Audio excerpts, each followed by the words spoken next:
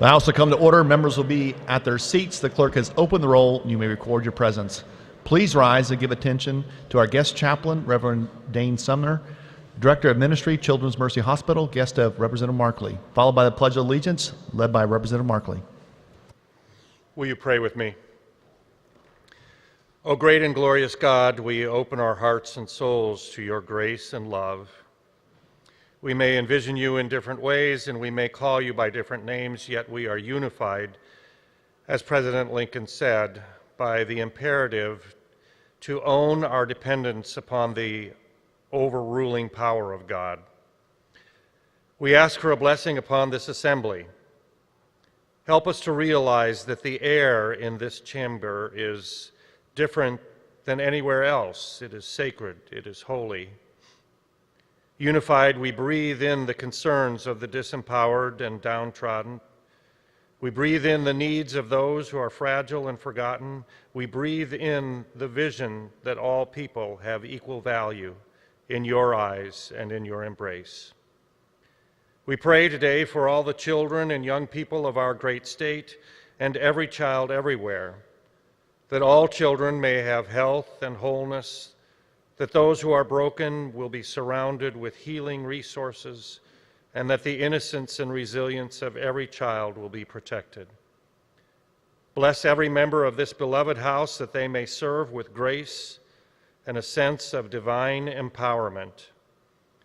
Bless the proceedings of this day. Bless our great nation as we pray in your holy name. Amen.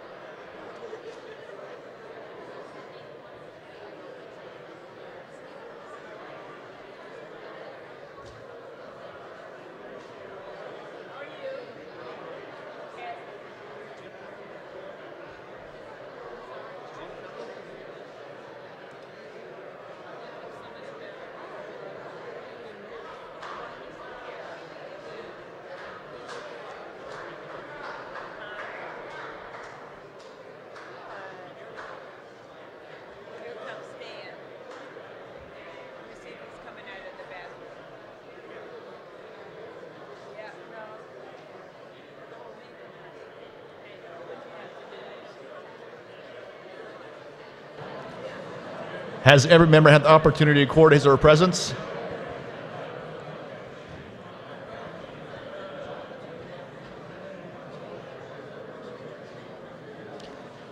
The clerk will close the roll and take the attendance.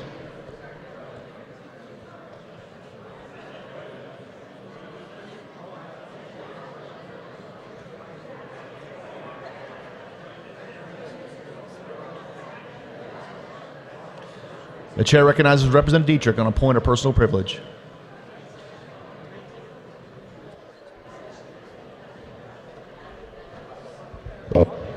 Thank you, Mr. Speaker. I would invite any of the representatives whose teachers are here with me today to come forward, and I think they know who they are. Body, it's my honor on behalf of the 490,000 students in our public school classrooms in this great state of Kansas to introduce you to some truly outstanding teachers who are masters of their craft, and master is the operative word here. These 6 teachers standing before me now and before you know how to create an exceptional learning experience for students to carry with them throughout their lives. These are outstanding teacher leaders in their buildings. They're admired for their unique and innovative classroom instruction, and they are fully engaged in their communities. Emporia State University established the Kansas Master Teacher Awards in 1954. The awards are presented annually to teachers who've served the profession long and well and are simply the best of the best. These are remarkable teachers who love what they do and are passionate about making a positive difference in the lives of their students. It's my honor to introduce to you the 2018 Kansas Master Teachers of the Year, who are from all across our state and who represent about 160 years of classroom teaching experience. So I'm going to read their names. They're going to do a little wave, and we have certificates for them as well. We have Constance Allman, special education teacher at El Dorado Middle School. Deanna K. Burton, social studies teacher at Susan B. Anthony Middle School in Manhattan. Abby Cornelius, library media specialist at Blue Valley North High School in Overland Park. Todd Flory, 4th grade teacher, Wheatland Elementary School in Andover. Chitra Harris, science teacher at Wichita South High School. Matthew Irby from Emporia High School could not be with us today. Kimberly Schneeweiss, visual arts teacher at Hayes Middle School, and they also brought with them another very important person, Ken Weaver, Dean of the Teachers College at Emporia. Please join me in recognizing these exceptional teachers.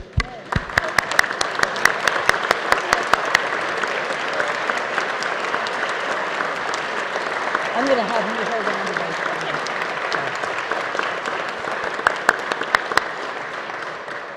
to those. Mr. Speaker, I ask that my words be spread across the journal. Without objection, so ordered.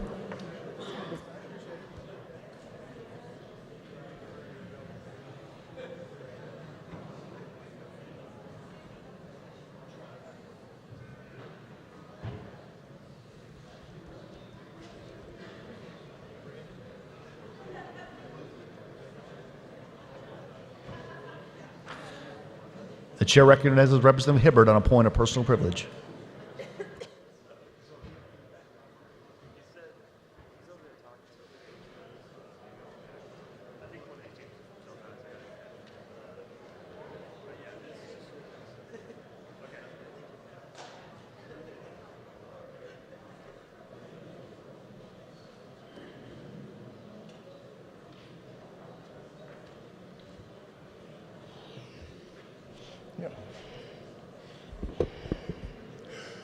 Good morning, colleagues.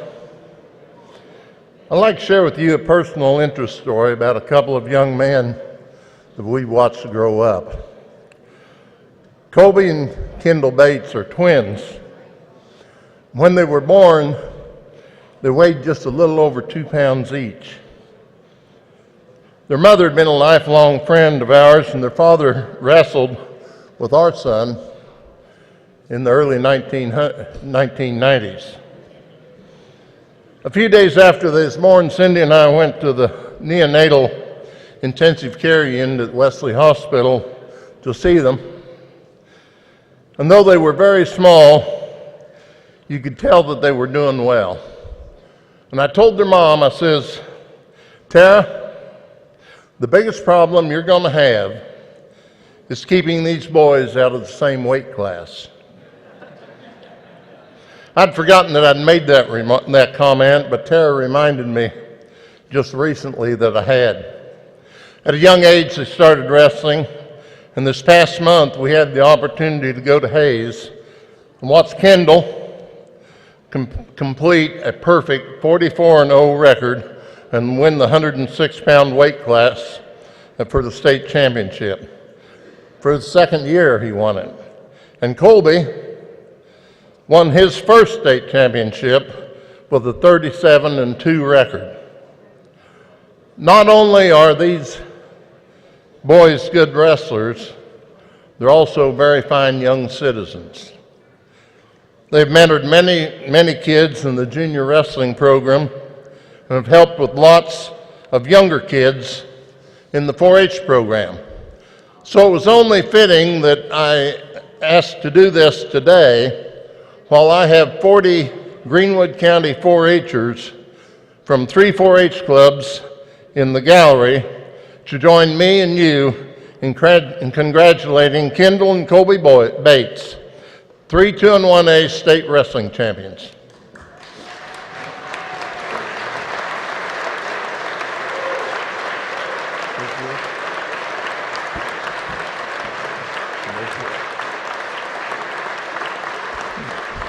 Mr. Speaker, I ask that my words be spread across the journal.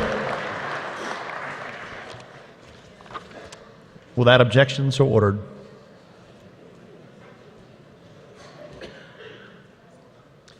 Messages from the Senate.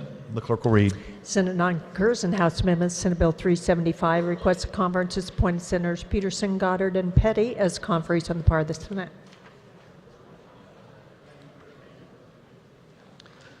Majority Leader Heineman, a motion to accede to the request of the Senate.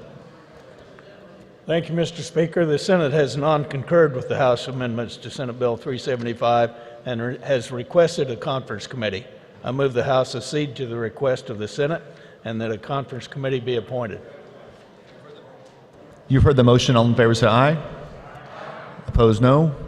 Motion carried. The chair appoints Representative Prael, Francis, and Lusker as conferees on the part of the House.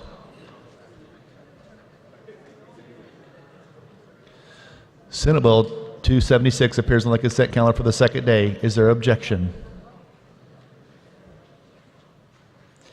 Seeing none, and remain on the consent calendar for the third day.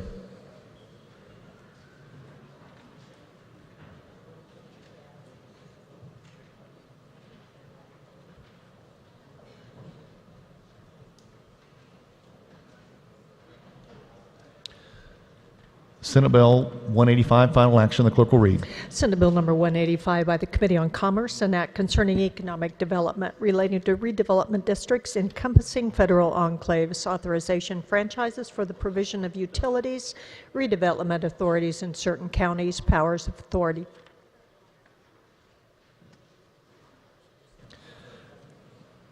This constitutes final action on Senate Bill 185. The clerk will open the roll and you may record your vote.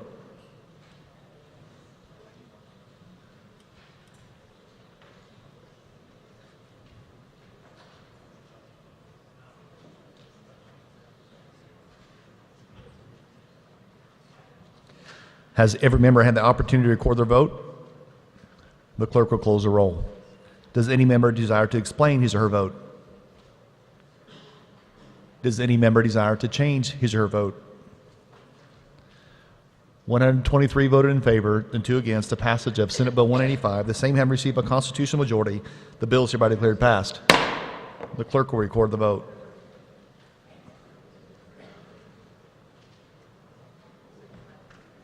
The clerk will read. Senate Bill number 324 by the Committee on Transportation, an act concerning the Vehicle Dealers and Manufacturers Licensing Act relating to improvements to facilities, performance measurements, recall repairs. This constitutes final action on Senate Bill 324. The clerk will open the roll and you may record your vote.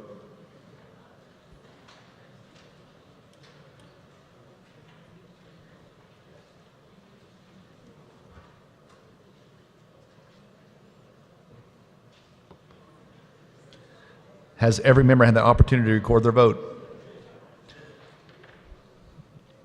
The clerk will close the roll.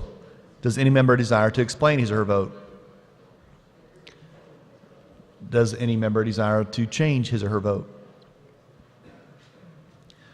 123 voted in favor and 2 against the passage of Senate Bill 324. The same have received a constitutional majority. The bill is hereby declared passed. The clerk will record the vote.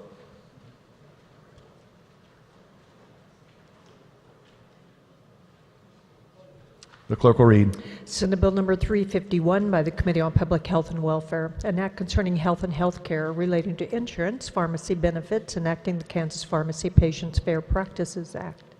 This constitutes final action on Senate Bill 351. The clerk will open the roll and you may record your vote.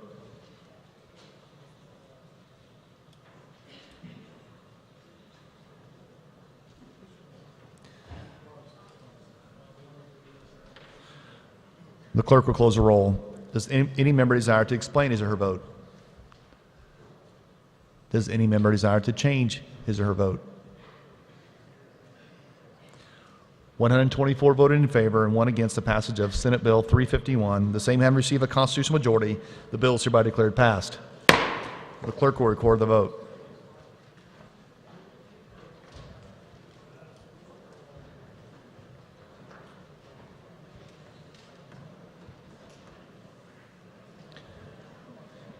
Representative Barker.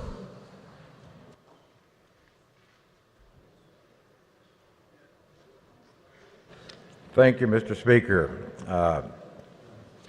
House Bill 2650 is the bill, if passed, will probably be around in 50 years, and well, the rest of us may not be. It's the one that concerns the state emblem, where we identify a limestone as a staple as a Kansas official rock, galena, which is the remember this one, official mineral of the state, zednai as the official gemstone, and of course, the channel cat. The Senate did amend this bill. We had just, in our language, limestone. They got more specific, and they listed greenhorn limestone because that's the limestone that's used in most buildings in the state. But in 50 years, kids in the 3rd or 4th grade will be learning about this, and it'll probably still be around. Everything else we do will pass away. But with that, Mr. Speaker, we have no problems with the Senate's amendment. So, Mr. Speaker, we would move that the House concur in Senate amendments to House Bill 2650. I'll stand for questions. Representative Ruiz.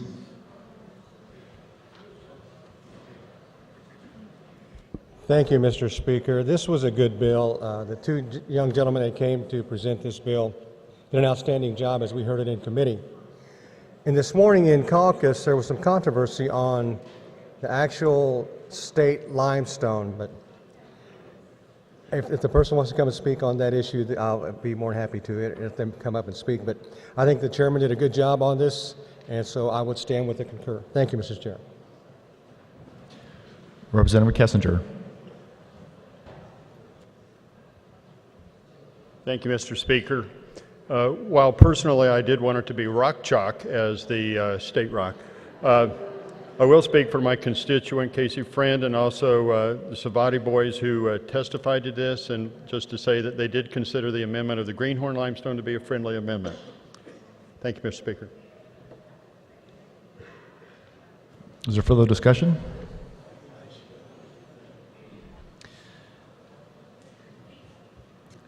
You've heard the motion, or renew your motion, Representative Barker. Thank you, Mr. Speaker. I move my motion. This constitutes final action on House Bill 2550. The clerk will open the roll. You may record your vote.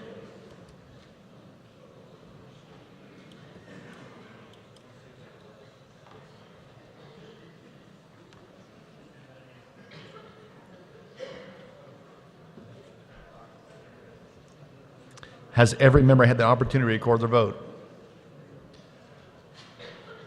The clerk will close the roll. Does any member desire to explain his or her vote?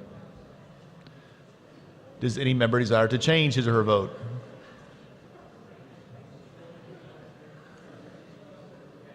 Representative Garber votes no. Representative Schwab votes no.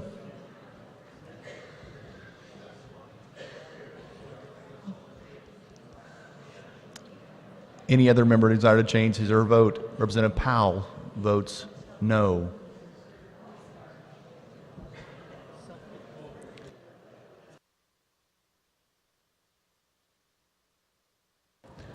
Representative Sutton votes no.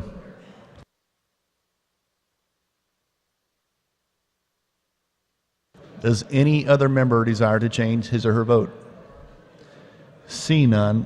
114 voted in favor, 11 against the passage of House Bill 2650. The same having received a constitutional majority, the bill is hereby declared passed. The clerk will record the vote.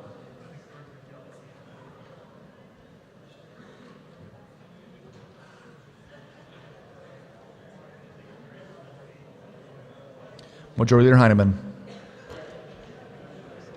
Thank you, Mr. Speaker. I move the House resolve itself into the Committee of the Whole for the purpose of considering those items appearing under the heading of General Orders.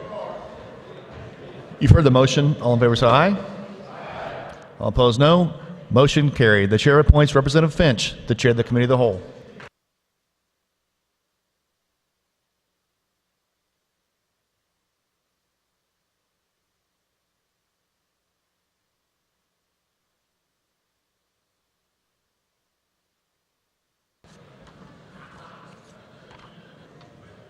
Good morning, body. Our first item of business this morning will be House Bill 2526. For the purpose of carrying House Bill 2526, the chair recognizes Representative Ralph.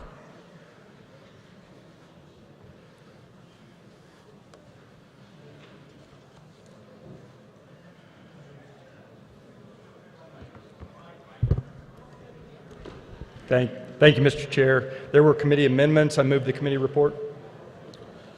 You've heard the motion. All in favor say aye. Aye. Opposed, nay. The ayes have it. Committee report is adopted. You may proceed, Representative. Thank you, Mr. Chair. House Bill 2526 amends and deals with the promulgation of administrative rules and regs. Rules and regs are dealt with in Chapter 77 of the Kansas statutes, and this particular legislation is going to affect 7 different statutes within that chapter, so there's substantial information involved in this particular bill.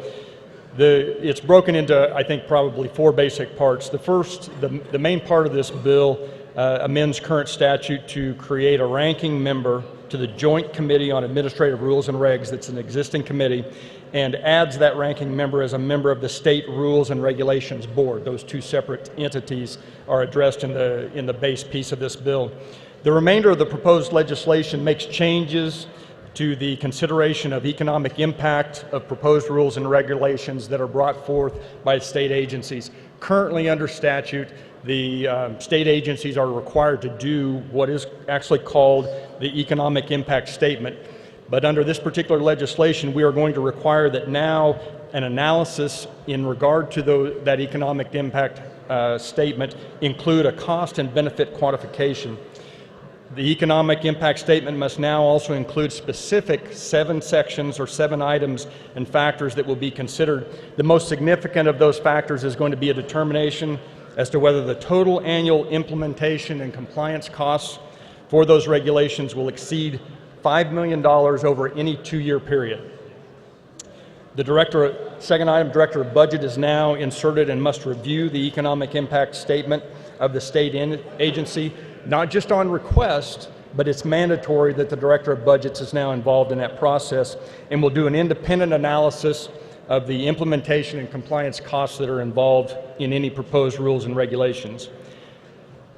A significant piece of this bill and legislation is going to indicate that if the costs that the Director of Budget evaluates are more than $5 million in terms of implementation and compliance over any 2-year period, then the Director of Budget is going to identify that fact, and those proposed rules and regulations are going to go back for a public hearing process. If the cost of implementation and compliance is less than $5 million, as long as the evaluation is accurate, that will then be approved by the Director of Budget and goes on to the board, to the State Rules and Regulations Board. The Director of Budget then is going to make a report to the Legislature in each legislative session to determine and advise us as to what rules and regulations were in excess of $5 million in the preceding year.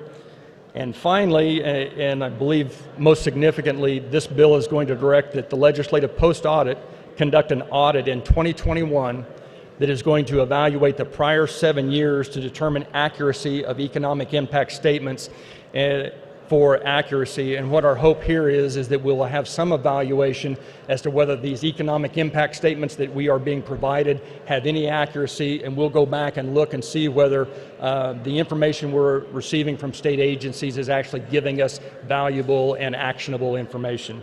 With that, Mr. Chair, I'd stand for questions. For the purpose of speaking to the bill, the chair recognizes Representative Highland of Wabaunsee County.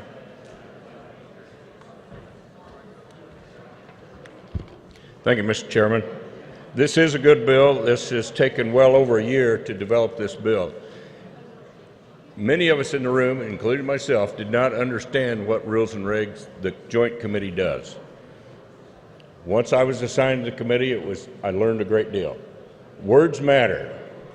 When we write bills, if you do not write specifically what you want, and then at the last sentence in the bill you put promulgate rules and regs, then you've given away your authority at that point. So when they come before this joint committee and they go through the rules and the regs, and we ask them, well, is that what the legislature intended? And they say, we don't care. That's what the words say.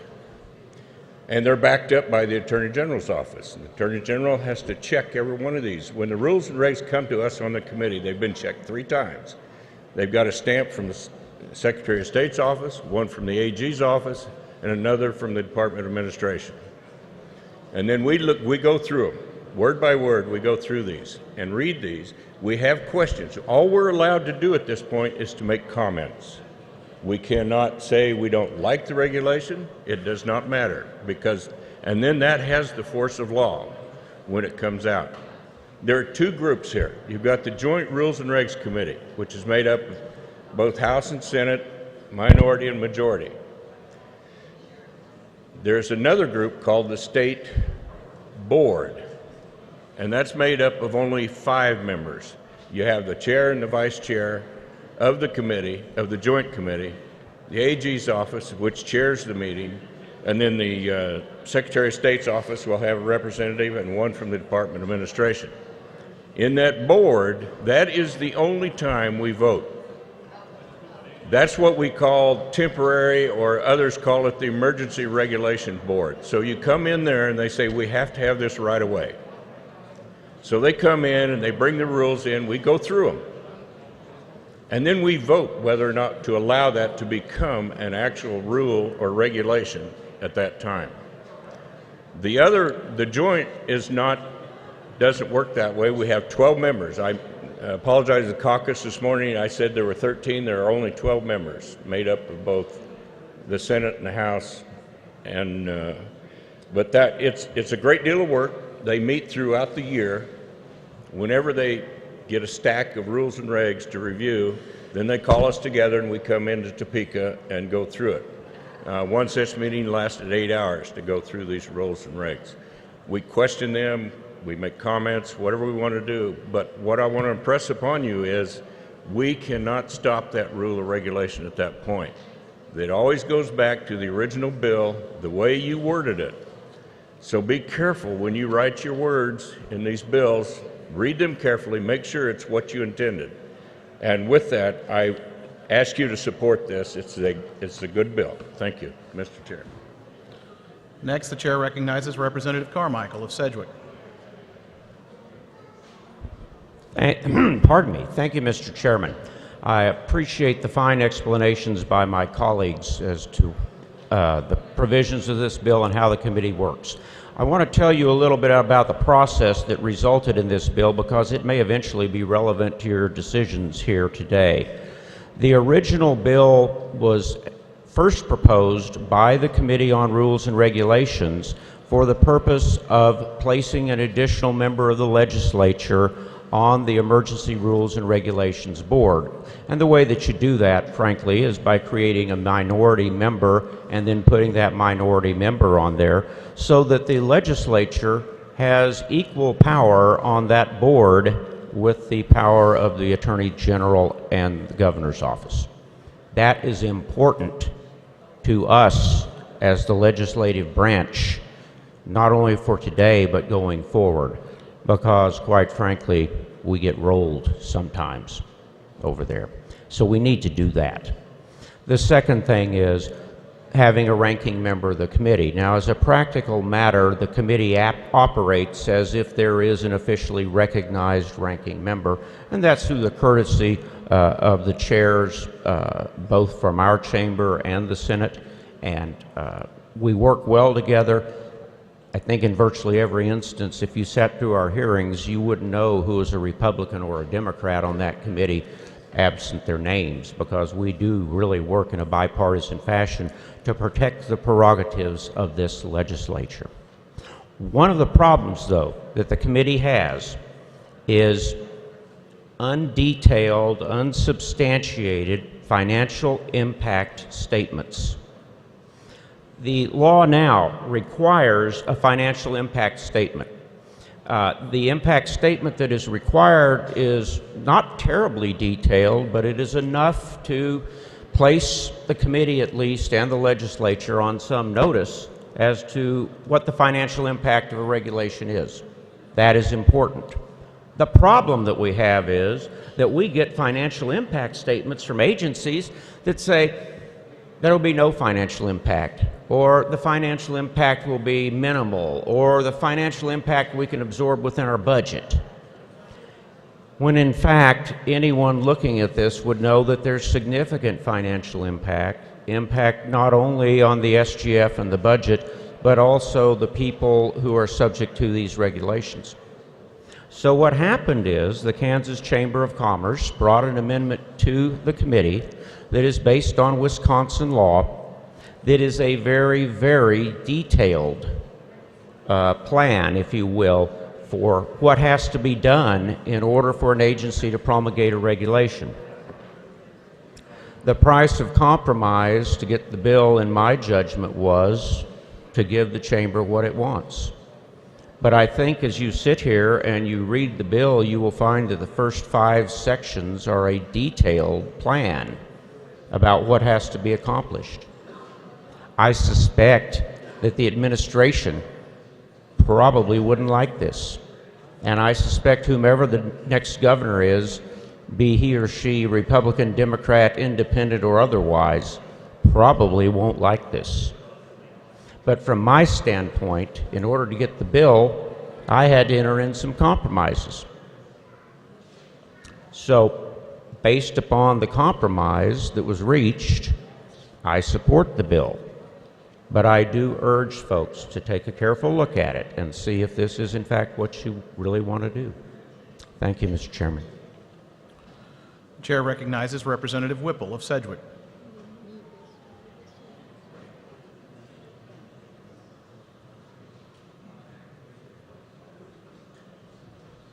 Thank you, Mr. Chairman. As the ranking Democrat in caucus today, it's my job to present the bill, and as commonly happens since being ranking, there is many different angles to view these bills and different opinions.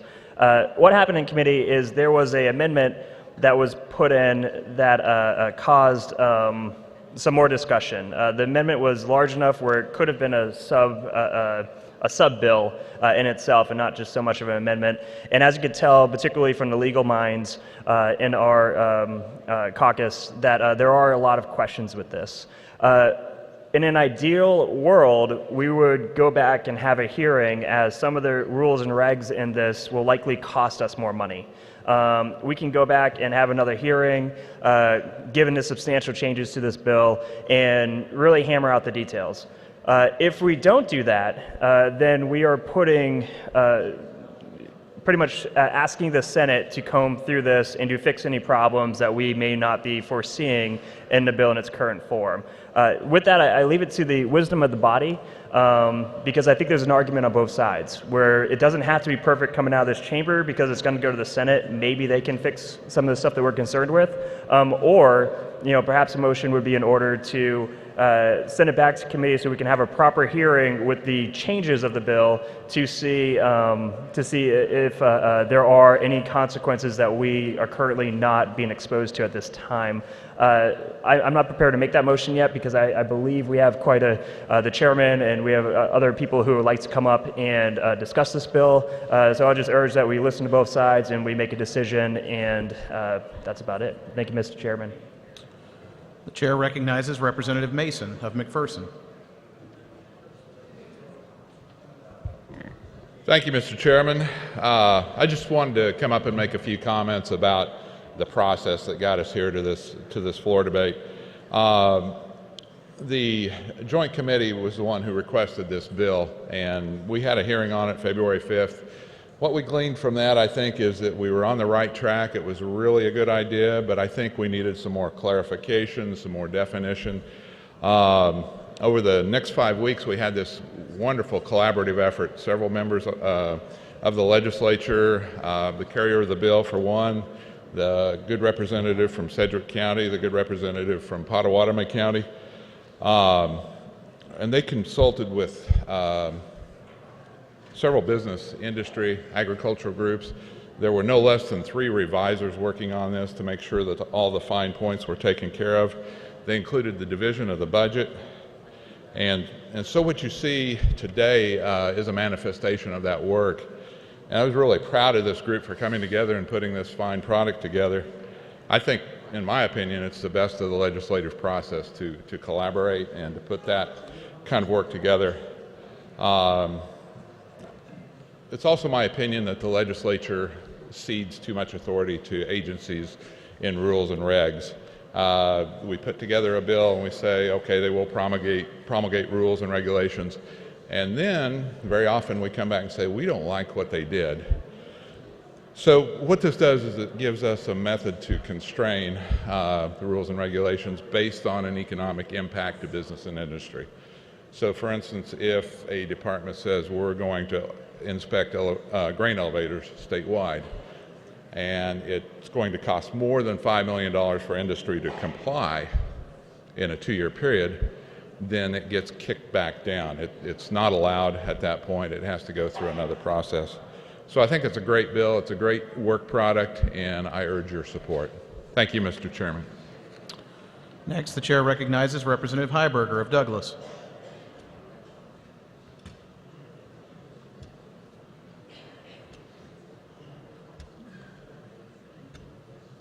Would the carrier stand for a few questions? Was there ever a hearing on the content of the amendments that were offered in committee? There was not a formal hearing called on that on the day that this matter was heard. The format of the amendment was brought as a piece of an exhibit through one of the conferees, and so there was general discussion about the extent that the committee, or many members of the committee, felt needed to go deeper than the original bill that had dealt with the ranking member. But there was not a hearing, but there was some extended discussion in regard to the format of we needed some more work. Is there a fiscal note on the amendment? There is not a fiscal note on the amendment, although I have been advised by the Director of Budget that they believe they can absorb within their current budget what would be required of them in these independent determinations. And was the Department of Administration involved in the negotiations on crafting this?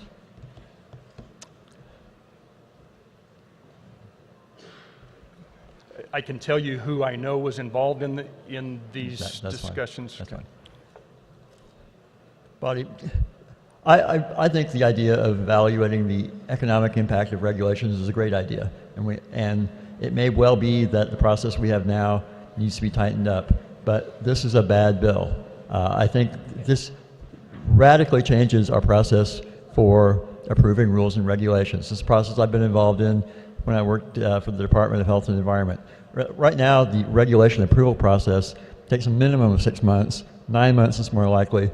This would add 3, 4, 5, 6 months potentially to that process, just because of the level of analysis required from the Division of Budget.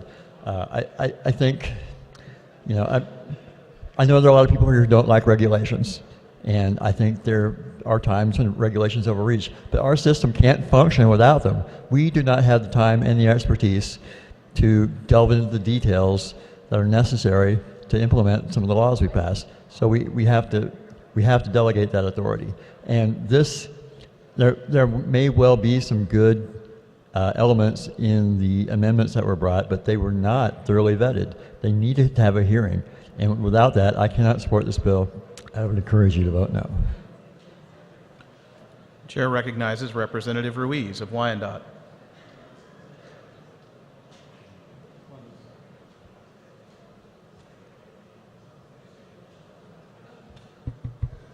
Thank you, Mr. Chairman.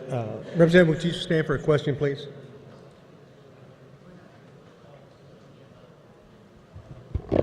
Thank you. Could you explain the $5 million trigger and how that would work? The $5 million threshold would be that point at which if it were determined that implementation and compliance costs across the entire spectrum, whether it be government or business, if it were determined that those compliance and implementation costs were in excess of $5 million in any 2-year period, then at that point in time, by that determination from the Director of Budget, those proposed rules and regulations would then go back and a public hearing would be required to determine whether the information was accurate and appropriate. And then if in fact that information was accurate, following the public hearing, those rules and regs could go on through the process and be approved, even though they were in excess of $5 million. It would just require the implementation of the public hearing. Thank you, Representative. And there was a question in committee, and initially the heading of the bill was adding a ranking minority to the committee that was in question. But when we had this amendment come on and change the drastic measure of the bill, we asked, is there a way that we can set this amendment aside and work this as a bill by itself, as a substitute? Well, I think due to time constraints, it was made a motion to go ahead and add this to the bill, and that's what here we are today. I voted against this amendment and also the bill in committee just because of the processes. According to one of the previous speakers, we didn't have time to adequately vet the amendment and the ramifications of it. I don't really see where the budget director was involved in the negotiations on this. There were 2 members of the committee, a member of the Kansas Chamber, and I was glad to hear that Rules and Regs was involved in this when one of the previous speakers came to speak, kind of clarified how the process worked, which made it a lot easier and more palatable to understand why this came about. But I still think this large of an amendment that changed the makeup of the bill needed to be vetted, and I think there's more time needed to this, and I would support a motion to send it back to committee if it so happens. Thank you, Mr. Chair. Chair recognizes Representative Rajes of Phillips. Thank you, Mr. Chairman. Good morning, colleagues. I appreciate the previous speakers and that the work that has been done on this bill. I appreciate the underlying factor of what this was to make sure that there's equal footing on the committee. But I do believe that it is time to make sure we have a good rein in on when we do rules and regulations, that we know exactly what the costs are. We talk about in this body about making legislation and going through the process, and sometimes the process isn't as easy or as simple as we want. But the situation is, I think the amendment added to make the bill a better bill. So, Mr. Chairman, I ask you support me, or you're not, or that you join me in supporting House Bill 2526. Thank you. Chair recognizes Representative Bishop of Sedgwick.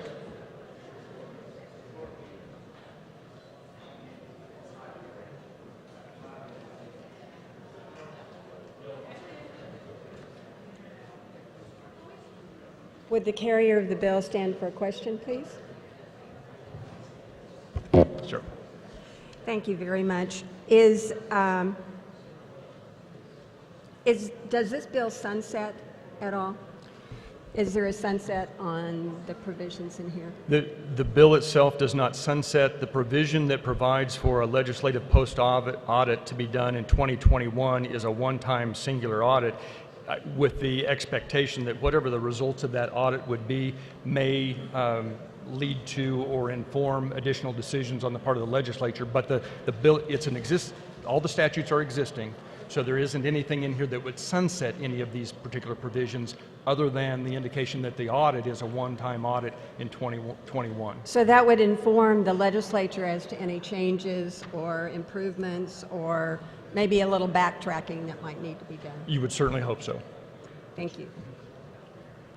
Thank you, Mr. Chairman and body. I found this to be a rather dense bill when I first looked at it, so I read the subnote. I think that there are a number of major changes that we need to be aware of. For instance, there is more involvement of the Director of Budget. That may be a good thing, but it's definitely in there. I believe the look back, the analysis by the legislative post-audit and the look back is a good thing that will help us determine whether this is working the way it's envisioned. One of the elements that I do wonder about, because this increases the difficulty factor for agencies that wish to promulgate rules and regulations, whether they might use the emergency process a little more often. So we may be looking for that. By and large, I stand in support of the bill. I think it is a major change, yes, but it looks to me like there is good involvement of the public. If there's a really, with the $5 million level that has to involve the public, and there is good involvement of the legislature, because the reporting that's done goes back to the legislature. So by and large, I stand in support of the bill and will be voting for it, and I invite you to join me. Thank you very much. Thank you, Mr. Chair. Does any other member desire to speak to the bill? Seeing none, Representative Ralph, you may close. Thank you, Mr. Chair. I appreciate the discussion and the conversation this morning in regard to this matter. Rules and regulations are significant, and they're important to all of us in terms of the way we use them in legislation.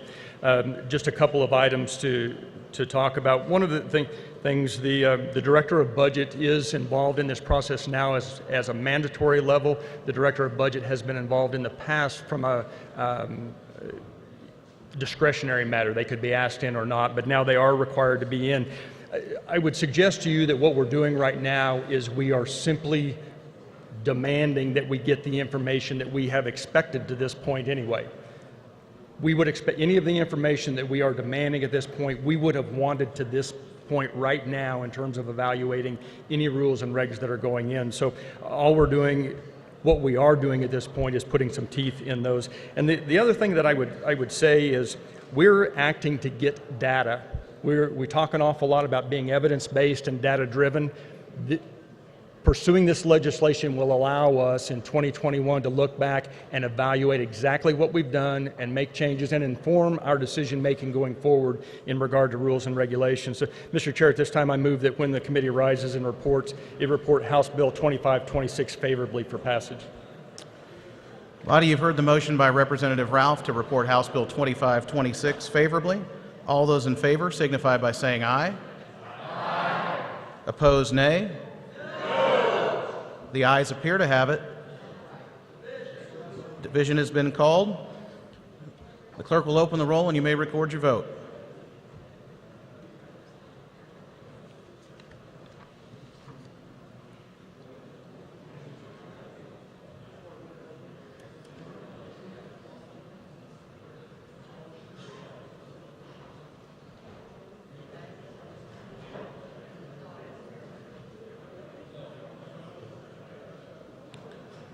Has every member had an opportunity to vote?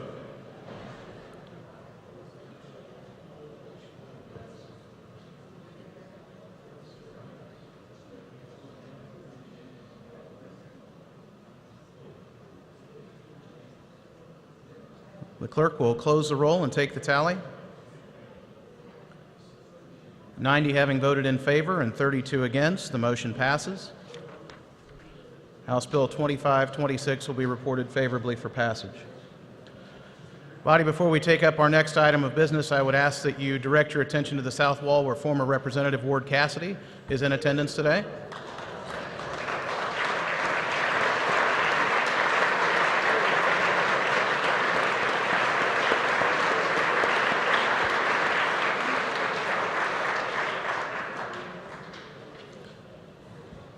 Our next item of business is House Bill 2598. For the purpose of carrying House Bill 2598, the chair recognizes Representative Hyland.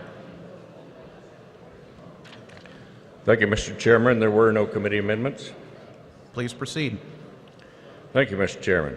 House Bill 2598 was originally passed out of committee and requested placement on the consent calendar, which it was. There was objection raised, so it was moved back below the line, and here we are today. This bill creates an exception under the Kansas Open Records Act pertaining to the unlawful use of names derived from public records under the statute. What this bill does, it states that no person shall give or sell names or addresses derived from public records for the purposes of selling or offering to sell any product or service. We are removing that exception for this one area, and it's for the commercial code, the Uniform Commercial Code list. The manufacturers of large equipment are asking that this exception be placed so that they can get the names and the addresses of these individuals that buy these big ticket items so they can offer them services and whatever to do their business. Kansas is the only state that does not have this. So we are just bringing them into conformity with the rest of the U.S.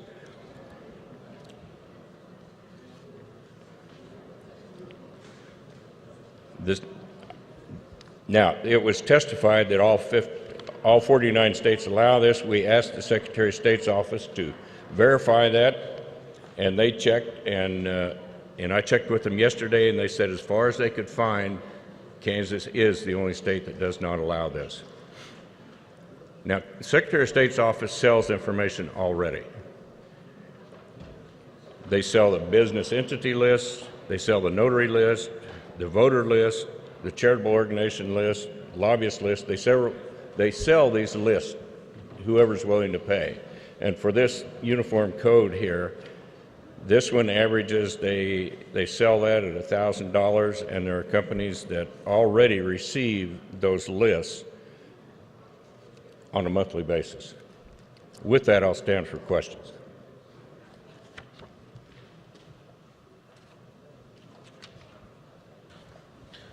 Chair recognizes Representative Ruiz of Wyandotte.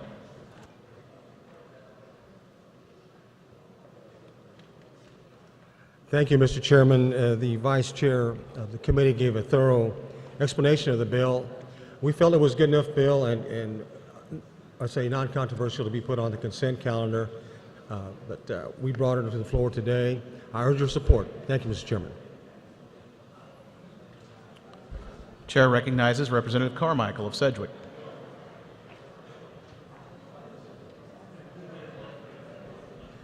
Thank you, Mr. Chairman. Would the distinguished Vice Chair of the committee stand for a few friendly questions? Most certainly. Mr. Vice Chair, do you like to get mail? Yes, I do. Would you like to get a lot more mail? Well, if you're referring to this bill, that I get a lot more mail. I don't buy those big ticket items. Well, and you see, a successful veterinarian probably doesn't have to take out a lot of loans either. Would you agree with that? I would disagree with that. Oh, I'm sorry. Well, do you like phone calls? I will have to admit, no. Would it be better if you got a lot more phone calls, Mr. Vice Chair? No. Well, then, since we're in agreement, let me explain. And thanks for coming up and helping me with my questions. But now let me explain what I think about this bill. May I make one comment? What comment do you have, Mr. Vice Chair? Well, this list only contains those individuals that have bought big ticket items and they have a lien on that property. So if you really want to stay off all these lists, you WD-40 your wallet and take out and pay cash, and you'll never have to be bothered. If only I was a retired veterinarian. All right, we had a little fun there, friends, but I am the culprit who did object and asked this be taken off the consent calendar, and I am serious about the why. If you are in business and you finance a piece of equipment or machinery, typically you file what's called a UCC Form 1, UCC, Uniform Commercial Code, and that becomes notice in the Secretary of State's office to other people that if you try to pledge that same piece of equipment that you've already taken out a loan on, and you try to pledge it to somebody else somewhere, that there's a place where they can look to see if it's already, as we say, encumbered. So it's a very important thing, and it happens in all 50 states under the Uniform Commercial Code, that a UCC-1 is filed whenever a lender lends on business-related equipment. That might be your tractor. In my case, it's oftentimes the photocopy machine at the office. Number of other things. Now, it is true that all 50 states do require these filings because it's a uniform code and it's important. And in fact, the statute allows folks who do credit reports and the like to bulk download these filings over the computer. And they pay the Secretary of State a charge for, it's not supposed to be a profit-making thing, but for the cost of doing this. That is very important to commerce, and we want to preserve that. But there are multiple state records that are available often under KORA, the Kansas Open Records Act, or under specific statutes that you can obtain. For example, those of you who like to run for office probably obtain one way or another a list of the registered voters that are in your district. That allows you to campaign better to the people who are interested in voting rather than people who aren't even registered. But you cannot take that list and then use it for a commercial solicitation. In other words, if me as a lawyer want to solicit business, I can't go get the list of registered voters and then send out a letter that says, I am El Toro the Bull, and I would like for you to come to my firm and, hire me on your personal injury case. El Toro the Bull is a prominent lawyer in the Wichita area who's now, I believe, opened a office out in Dodge City. But, Garden City, I stand corrected. But a number of other things are just like that. There's all kinds of public records you can get, but you can't use it to bother people with commercial solicitations. Now, what this bill would do is it would allow not only the purchase of the data, but then it would allow whomever obtains it to solicit you. So, for example, if you buy a new John Deere tractor, we all know they never need service because they're John Deere green and the most reliable American-made machine in the field. But if you buy one of these and you finance it, and this bill passes, every equipment dealer, every maintenance place, every extended warranty place, all of those folks are going to download this data, and they're going to know the day you bought it. They're going to know basically how long it's financed for. They're going to know just by looking how long John Deere's warranty is. And then your mailbox will start filling up. And if I buy a copy machine on time or on a lease, you can rest assured that every copy machine company from here to China is going to know that Carmichael bought, excuse me, I shouldn't even say my own name, that the distinguished representative from Wichita bought a copy machine. And you know what they're going to do. They're going to say these things run out, in about 36 months, and then my mailbox is going to be full once again. But it's worse than that, because as some of you know, in political campaigns, you usually don't get the list of phone numbers from the Secretary of State. But for about $150, you send the list in, and they will match the address with a phone number. And so not only will this bill help you get more mail in your mailbox, it will help your phone continue to ring off the hook too. There is a reason that Kansas law generally does not allow state records to be used for commercial solicitation. And this is a prime example of a circumstance why that is the law of Kansas. So if you like mail, if you like phone calls, you ought to support this bill, but I don't, Mr. Chairman. Thank you. Does any other member desire to speak to the bill? Seeing none, Representative Highland, you may close. Thank you, Mr. Chairman. One last comment. The Senate kept this bill. We had an identical bill on both sides. They kept the bill on the consent calendar and passed it out unanimously. So with that, Mr. Chairman, I move that when the committee rises and reports, it report House Bill 2598 favorable for passage. You've heard the motion by Representative Highland to report House Bill 2598 favorably. All those in favor signify by saying aye. Aye. Opposed, nay. No. The ayes appear to have it. The division has been called. Clerk will open the roll, and you may record your vote.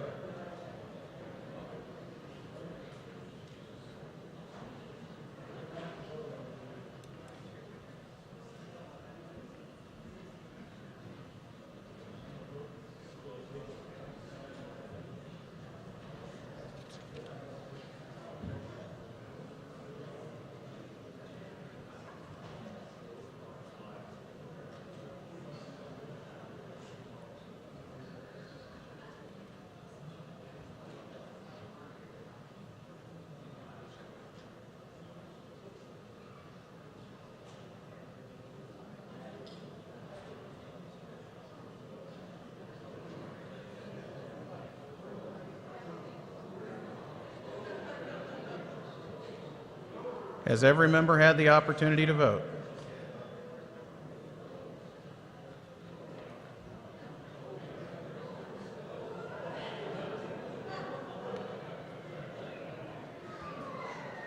The clerk will close the roll and take the tally.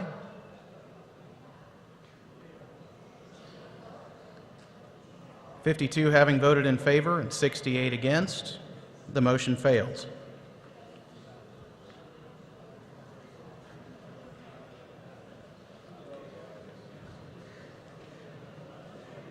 Committee, the next order of business is Senate Bill 294. For the purpose of carrying Senate Bill 294, Chair recognizes Representative Lusker.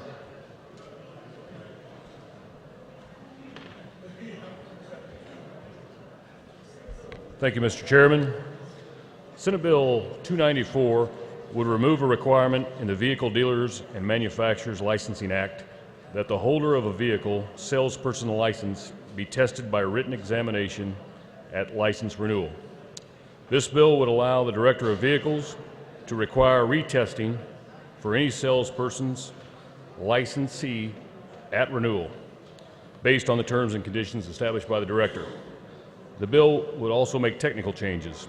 The bill was introduced at the request of a representative of the Kansas Automobile Dealers Association.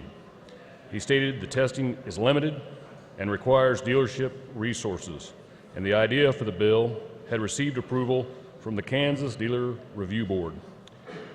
In the Senate hearing, there was written testimony only as an opponent from the Division of Vehicles, stating that the bill would simplify the licensee process. The proponent was Don McNeely, president of the Kansas Automobile Dealers Association. There were no opponents. There's a slight fiscal note. According to the Division of Budget, the Department of Revenue has estimated the cost for training and program testing and development of around $313, about as much as a long lunch. So with that, I'll stand for questions, Mr. Chairman. The chair recognizes Representative Prael of Labette. Thank you, Mr. Chairman. The previous speaker did an excellent job of explaining this bill. I would urge your support. Thank you, Mr. Chairman. Does any other member wish to speak to the bill? Seeing none, Representative Lusker, you may close. Thank you, Mr. Chairman. I move that when the committee rises and reports, it report Senate Bill 294 favorably for passage. You've heard the motion by Representative Lusker to report Senate Bill 294 favorably. All those in favor signify by saying aye. Aye. Opposed, nay. The ayes have it. The ayes appear to have it. The ayes do have it. The motion passes, and Senate Bill 294 will be reported favorably for passage. This concludes our general orders. The chair recognizes the Assistant Majority Leader.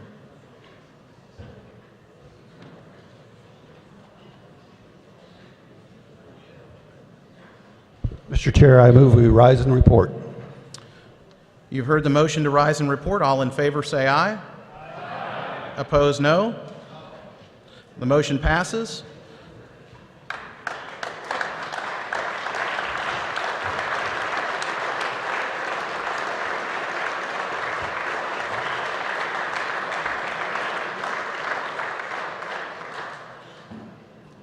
The clerk will read. Mr. Speaker, your Committee of the Whole recommends Senate Bill 294 be passed, House Bill 2526 be passed as amended, House Bill 2598, motion to recommend for passage failed. Representative Finch. Thank you, Mr. Speaker. I move adoption of the Committee of the Whole report. You've heard the motion. All in favor say aye. Opposed, no. Motion carried. The committee report is adopted.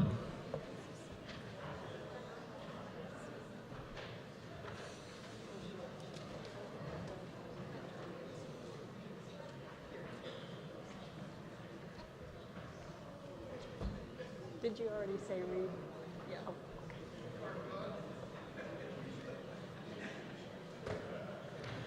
Reports of standing committee. The clerk will read.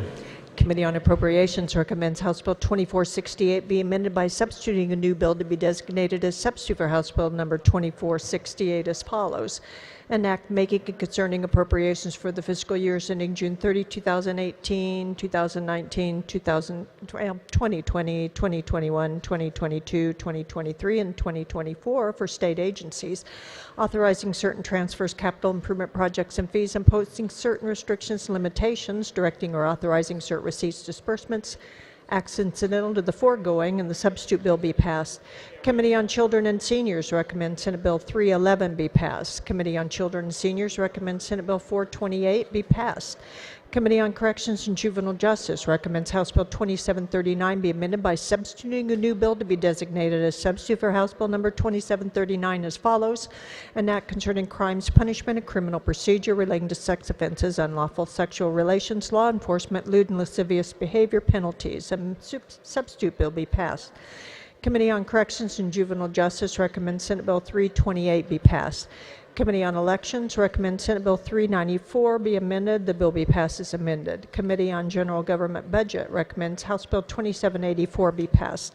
Committee on Government, Technology, and Security recommends Senate Bill 56 be amended by substituting a new bill to be designated as House substitute for Senate Bill number 56 as follows.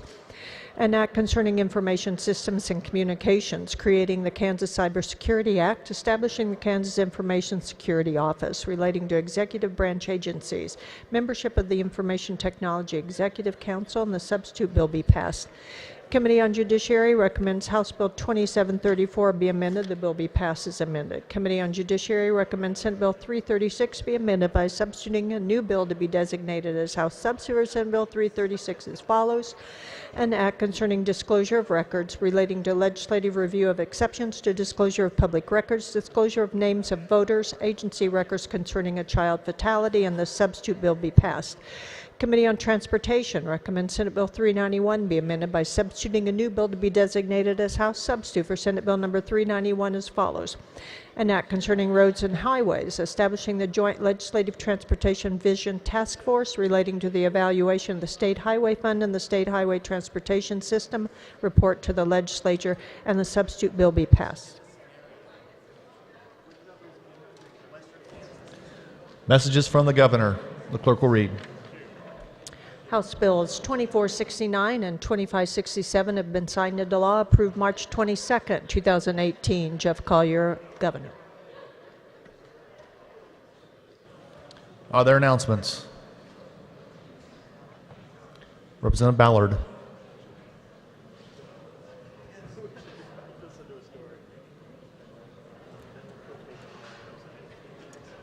Thank you, Mr. Speaker. For Democrats, Thursday Summit, 152 South on adjournment. Thank you, Mr. Speaker. Representative Schreiber. Thank you, Mr. Speaker. The broadband Lunch and Learn will meet today in 281 North immediately following the session. Our speaker is Rick Tidwell with ValueNet Fiber from Emporia, and lunch is being provided. Thank you, Mr. Speaker. Representative Barker. Thank you, Mr. Speaker. The House, Fed, and State will conference on Monday at 9 a.m. in room 346 South on House Bill 2145, 2042, and 2476. Thank you, Mr. Speaker. Representative Hawkins. Thank you, Mr. Speaker. House Health and Human Services will not have a meeting today. We will not meet. Thank you, Mr. Speaker. Representative Finney.